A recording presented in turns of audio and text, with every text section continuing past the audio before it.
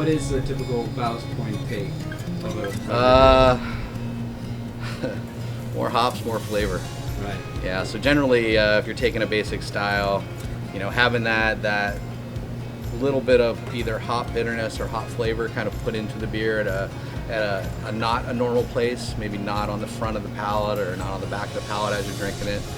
Also, trying to play around with new ingredients as well. So, and that's kind of adding an additional flavor from the 4 flavors that you get with beer. The 4 traditional flavors. So you start to come into fruits and peppers and spices and all those kinds of things too. So in the beginning, some of the original recipes actually said needs more hops and flavor. So, and I think that's kind of been our mantra now for the past 20 years. If we're thinking about a flavor for any of the beers, whether it's Dorado, double IPA, or the Even Keel Session Ale, we're trying to kind of enhance flavors that are already in the beers.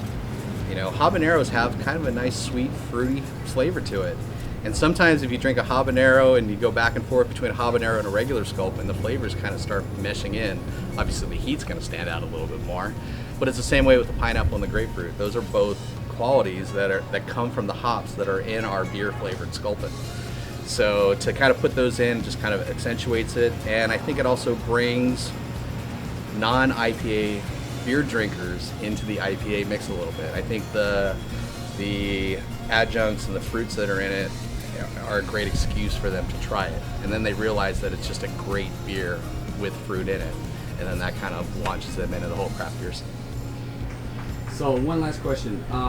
If someone hasn't tried a Ballast Point beer, which one should they try? Oh, that's the meanest question ever. Come on, if somebody's never tried a Ballast Point, what should they try? One of the greatest things I like about Ballast Point is our diversity. So there is no one beer, I don't think. I think you have to talk to the person. What wine do you like to drink? What kind of food? Do you like spicy food? Do you like big acidic Zinfandels? And one of the things that we do so well here with our staff at our restaurants and our tasting rooms is that we talk to the people, find out what they want, and we'll give them that beer that falls into their niche. So, I mean, I'm not the person to tell you what you like or don't like. All I can do is kind of get some information from you. There is no such thing as a desert island beer or a single Ballast Point beer. It's where am I at? What am I eating?